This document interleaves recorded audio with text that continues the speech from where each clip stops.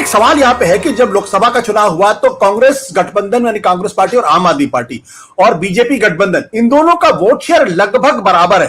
कांग्रेस को थोड़ा सहज है, 47.61% है और बीजेपी गठबंधन को 46.11, यानी आप कह सकते हैं तकरीबन 1.5% का गैप है। ऐसे में क्यों मान लिया जाए कि विधानसभा के चुनाव में भारतीय जनता पार्टी की स्थिति खराब होगी? अनम्यूट करें। सही बात बोली। एक तो आम आदमी पार्टी के साथ अलायंस था तो कांग्रेस पार्टी एक सीट कम पे लड़ी, है ना। अगर कांग्रेस पार्टी उस पे लड़ती तो मुझे लगता है जीत भी हासिल होती, क्योंकि आम आदमी पार्टी का ज्यादा होल्ड उस इलाके में कहीं पे भी नहीं है पूरे हरियाणा में। और आपने सही कहा कि बीजेपी का क्यों माना जाए। देखिए, बीजेपी की स्थिति जो लोकसभा चुनाव में हो गई थी उसका एक सबसे बड़ा कारण आज भी मोदी रहे।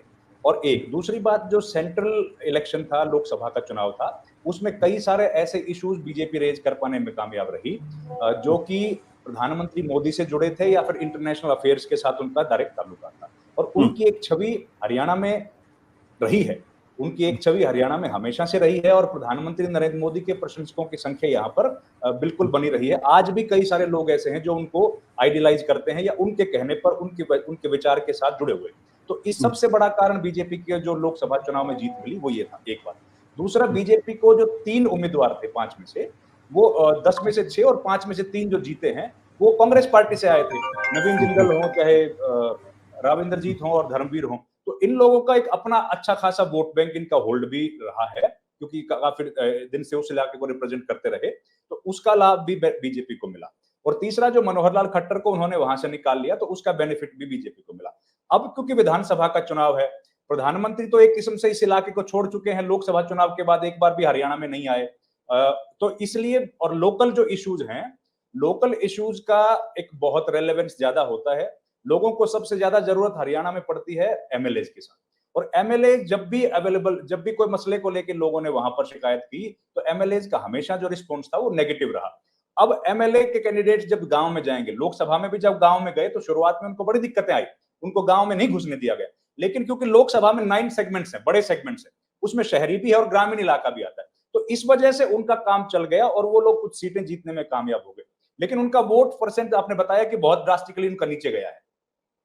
अब विधानसभा चुनाव में लोकल सेगमेंट है, 2-2 लाख से बड़ी ज्यादा कॉन्स्टिट्यूंसी हरियाणा में है नहीं। तो ऐसी स्थिति में जब वो गांव में जाएंगे, किसानों के इश्यूज को रेज करेंगे, तो जाहिर है उनको बैकलैश की वहां पर सामना करना पड़ेगा। और ऐसा कोई बीजेपी के पास 10 बरस के बाद भी चेहरा नहीं है जो कि एमिकेबली लोगों को वहां पर कोई इन चीजों का सॉल्यूशन दे पाए, उनको समझा पाए। अभी मनोहर लाल खट्टर के खिलाफ बड़ा जबरदस्त एक नेगेटिव सेंटिमेंट लोगों के बीच में है, एक बात। दूसरा, बीजेपी की स्थिति लोकसभा चुनाव से खराब इसलिए ज्यादा है सर कि अब बीजेपी के चारों तरफ से गुटबाजी, धड़ेबंदी बीजेपी के भीतर दिख रही है। मनोहर लाल खट्टर इस चक्कर में है कि जो बड़े नेता वहां पर हैं, जो 3-4 बार लोग विधानसभा चुनाव जीत चुके हैं या दिल्ली में जिनकी ठीक पकड़ है, उनको इस चुनाव में निपटा दिया जाए। हारने की स्थिति में तो बीजेपी है ही, लेकिन उनको खत्म कर दिया जाए। और जो बड़े नेता हैं, राव इंद्रजीत जैसे, जो कांग्रेस पार्टी से आए हैं, उनके परिवार के लोगों को टिकट ना दिया जाए तो वो पीढ़ी वहां पर खत्म हो जाएगी। तो आपसी जो धड़ेबंदी गुटबाजी है, ये बीजेपी को बड़ा नुकसान पहुंचा रही है। कांग्रेस पार्टी का, जैसे शीतल जी ने बात की, मैं उसी बात को बस थोड़ा सा एक लाइन जोड़ देता हूं कि कांग्रेस की गुटबाजी जरूर है सर, लेकिन ये कांग्रेस की गुटबाजी टेक्निकली आप इसको देखेंगे तो कहीं ना कहीं कांग्रेस को इसका बेनिफिट हो रहा है। अगर शैलजा को आगे नहीं करेंगे तो इतना आसान कांग्रेस के लिए नहीं होगा दलित वोटों का अपनी तरफ कंसोलिडेट कर पाना। अगर राव अजय सिंह यादव भूपेंद्र हुड्डा के खिलाफ, जो कि जाट नेता हैं, अगर उनके खिलाफ अपने इलाके में नहीं बोलेंगे तो यादव समाज उनके साथ नहीं जुड़ेगा। और यही दिक्कत, इसी वजह से रणदीप सुरजेवाला जो है वो आजकल देखिए बिल्कुल खामोश हैं, उनकी तरफ से कोई स्टेटमेंट्स नहीं आ रही है। जो मुख्य धड़े बन गए हैं वो दलित नेता का और एक जाट नेता का बन गया है। राव अजय सिंह यादव अपने इलाके में हुड्डा के खिलाफ बयानबाजी करते रहते।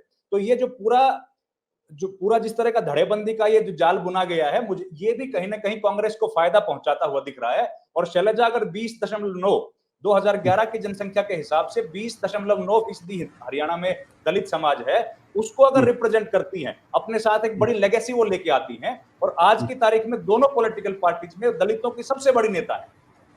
ठीक उसी तरीके से हरियाणा में जाटों के सबसे बड़े नेता दोनों पॉलिटिकल पार्टीज में आज हुड्डा है। तो दो नेता दो अलग अलग जातियों को या दो अलग अलग सेगमेंट्स को अगर रिप्रेजेंट करते हैं, जाहिर है उसका बेनिफिट कांग्रेस पार्टी को होगा। और यही फायदा बीजेपी ने उठाया था 2014 में, जब अहिरवाल में जाते थे तो उन्होंने राव इंद्रजीत को मुख्यमंत्री प्रोजेक्ट किया, जब वो हिसार में जाते थे तो अभिमन्यु को मुख्यमंत्री बताया, जब रोहतक में जाते थे तो ओम प्रकाश धनखड़ को बताया, जब वो अंबाला जाते थे तो अनिल विज को मुख्यमंत्री बनाया, और करनाल जाते थे तो मनोहर लाल खट्टर को बताया। तो अलग अलग सेगमेंट्स को उन्होंने अपनी तरफ कैटर करने के लिए जो काम किया था।